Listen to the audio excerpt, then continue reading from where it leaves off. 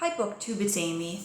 I purchased and read a French-Canadian book translated into English by Marie-Renee Lavoie called Autopsy of a Boring Wife, and it was translated by Ariel Aronson. Unfortunately, not only was this book about a boring wife, but I found it very boring, and it ended up being a 2-star read from me, which translates to it was okay, I didn't really enjoy it, I skimmed a bit, and I didn't get the humor, I didn't find it funny.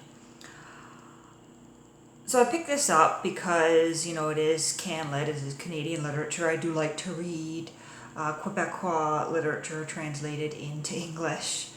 But this one just didn't do it for me. And, that's disappointing because this is one that was highly recommended. It was recommended by the CBC Books. So it's a little bit disappointing that I wasted my money on this. But maybe, I should have known if I had paid more attention to the description, because it is described as a Quebecois Bridget Jones diary. Although the back does say that it tells the hysterically funny and ultimately moving tale of 48-year-old Diane, whose husband has left her for another woman.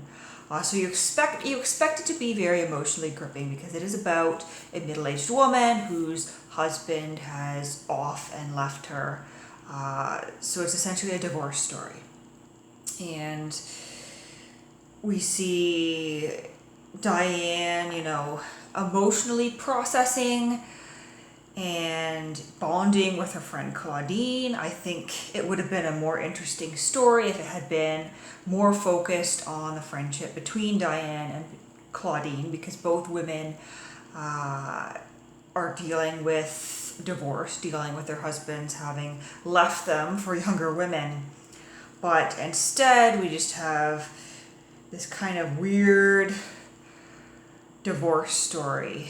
It's like the author is trying to make it, something moving and serious, but at the same time, she's almost bordering on sort of chick flick territory or chick lit territory. Not that that's a bad thing, but it just wasn't done well here, because we have, these very emotionally heavy scenes where she's taking a sledgehammer to furniture in her home, and she is sort of grieving over the loss of her idea of what her life was.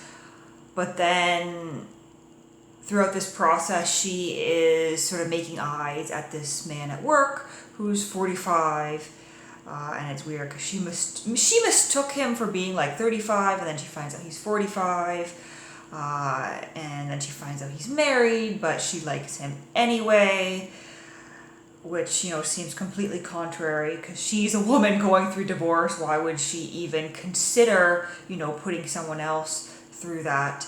But then the character, she does weird things.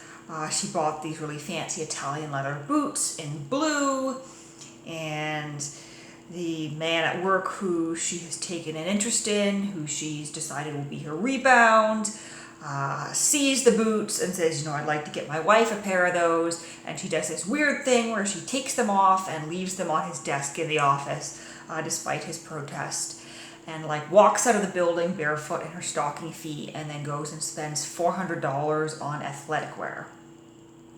So there's just really incomprehensible scenes here, and I think that was supposed to be funny. I think that's, what the back of the book here is referring to as hysterically funny, but to me it wasn't funny at all. It was really just weird. It was odd. It was cringeworthy. I guess I expected something a little bit, more of an emotional journey, as opposed to the weird antics of a woman who is going to her therapist and hiring a private detective and getting drunk with her friend Claudine. Because it's difficult to tell, what Diane is feeling throughout this. We know that she's upset, but is she still in love with her husband? Is she interested in this random guy from work? What What is up with her, and why is she spending so much money on athletic wear? So yeah, I was a little bit disappointed, but I'll leave this here. As well, the cover on here doesn't match, who I would imagine as any of the characters in this book. It doesn't even set the tone, because no one in this book is wearing pearls or behaving in such a conservative way.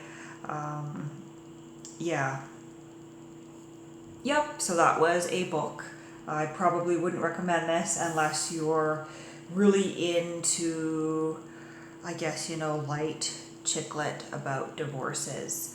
On the other hand, too, perhaps the problem also was that I'm not a middle-aged woman going through a divorce. I am not dealing with the death of a parent.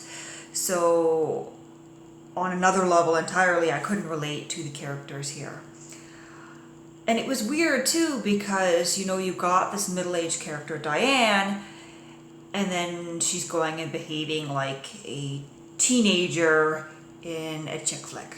It was just, it was poorly done, I think, and I'm going to leave it at that.